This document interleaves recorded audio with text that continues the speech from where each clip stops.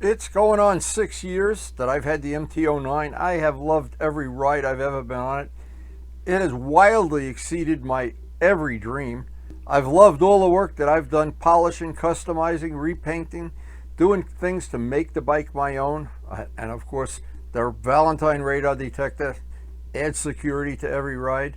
All the carbon fiber parts I made and all the ones I bought. To me, it has become a very special bike.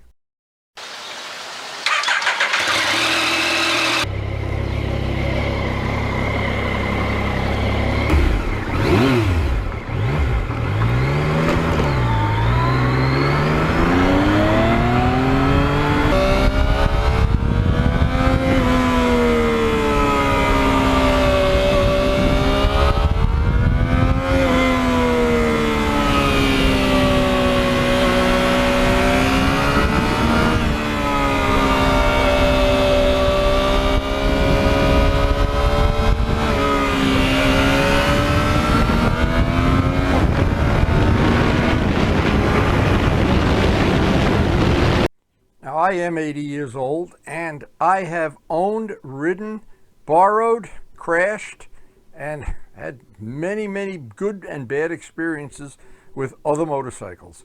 I bought the wrong bike and was sorry I bought it. I bought bikes that were fast but very uncomfortable, bikes that were comfortable but weren't fast, bikes that weren't enjoyable to ride but had other things going for them. They were cool looking. I have had it all. But in the end, and at 80 years old, let's be realistic here. I might only have 20 more years to ride. So when I bought this bike, I thought, I want to have that bike that does it all. It's like the Swiss Army knife of motorcycles. And you know what? Over the going on 6 years that I've owned it, it hasn't disappointed me, not even once.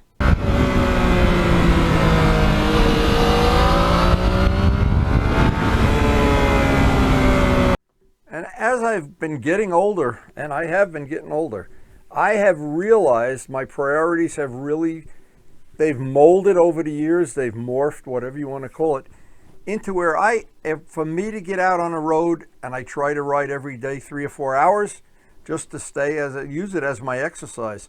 But one of the things that used to be no big deal in my life has become a real important thing: comfort. When I get off the bike at the end of the ride, I don't want to have a sore neck or back or wrist or anything. And when I bought this bike, it was the ergonomics that made it the selling feature. I sat on it next to other bikes at Motorcycle Mall. Luciano said, buy this. I think it was the Kawasaki. And it was the comfort that made this the bike.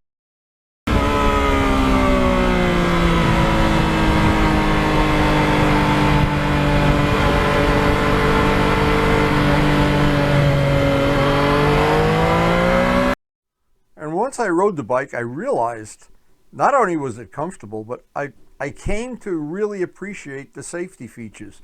Now, up until the point that I bought this bike, I had never had a bike with traction control.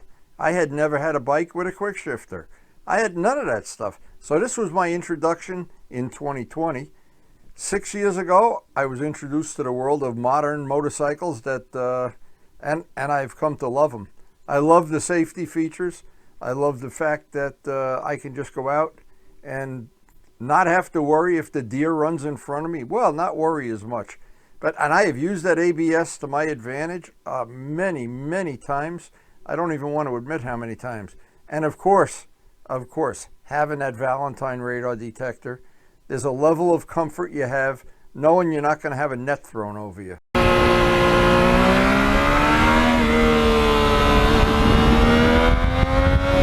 One of the things I was really careful about is when I accessorized the bike and made the parts, like the tail tidy, the tail section, all of the stuff that I made from scratch, the little cowl for the back of the seat, I wanted everything to match. I wanted it to look like this is the way it came from the factory. Because I had seen a lot of them that had the Mr. Potato Head look, and I wasn't crazy about it.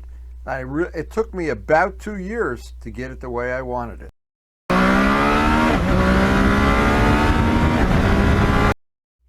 And the quick shifter, because this was the first bike I had that had a functional quick shifter other than the old-fashioned way we used to do it. But that that made me appreciate just modern bikes have, they are a lot of fun. Now, I love my old bikes, and I want to badmouth old bikes. Antique bikes, two strokes, but having a bike with all the safety features and having a bike with a quick shifter, it is definitely one you want in your collection, one I want in my collection. And in fact, I like the quick shifter so much that I had Guy do the research, and he got a quick shifter and installed it on the R1, and I love that quick shifter just as much.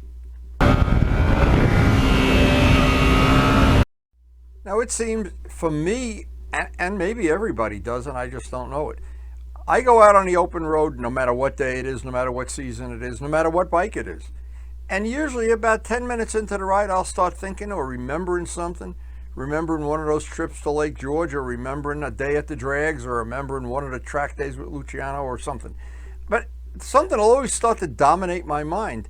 But with this bike, it seems like every time I ride it, I'm just caught up in the ride itself, because it just is, and I don't know how to put this in the right word, it is fun to ride. Guy thinks it's a dirt bike. If he feels it's like a big dirt bike, well, maybe he's right.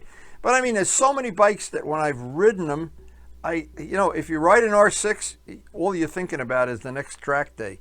But this bike every day is a little bit different than the day before, and a little bit of an adventure. And everywhere we go, the rides I lead down the back roads when we go for bagels, this bike, when you open the garage door, you look at it and you say, what am I going to be thinking about today during the ride? And what adventure are we going to have by day's end? Now, I was at a Bikes and Breakfast with a gentleman who had pretty much the same bike, and we parked them side by side, and I was looking at his. In fact, I know I videotaped it somewhere, and we were talking back and forth what accessories he had on his bike and this and that. And every time he looked at my bike, it was pretty funny. He said, well, where'd you get that seat cowl? And I said, well, I made it. And then he looked at those little inserts by the frame. He said, where do you get them? And I said, well, I made them. Now, it's not like an egotistical thing, but, and the wheels, when I told him I painted the wheels myself, he was all super impressed. But everybody's different. I enjoy making those parts. I enjoy designing them, making them, installing them, and whatever.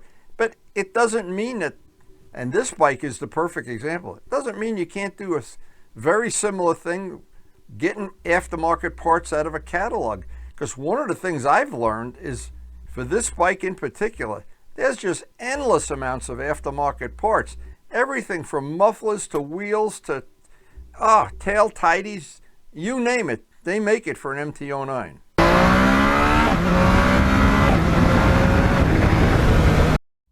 And then there are always, at the end of a ride, I'm always thinking, the free things that come with the bike, they're free, absolutely free. The bike gets 50 miles to the gallon. The bike does not wear tires out the way my R1 does. Tires last a little bit longer. It is little bonuses. The bike was $8,900, not $15,000. It's just loaded up with little things that in the end make for just a very rideable, fun experience.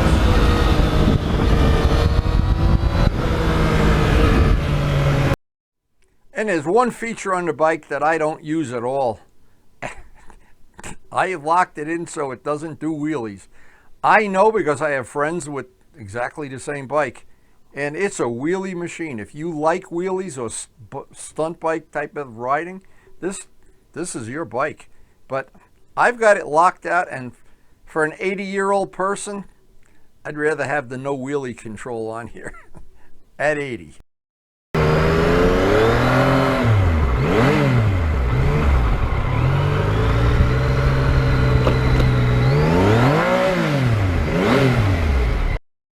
And the final cherry on the sundae was I got this bike from my lovely wife, Karen, for my 75th birthday, and I hope I have it forever. Now, if you're new to our channel, we have a very eclectic channel. One of the new features we have now is some of the videos are grouped into groups that you can access all the videos for one category in one mouse click. And It should be very convenient and very handy. Just check out the feature on the main screen playlist. And thanks to everybody for supporting the channel. We appreciate your support, and it makes this channel possible with all the things we do, the painting, the wheels, the polishing. And please take a second or two and hit the like button.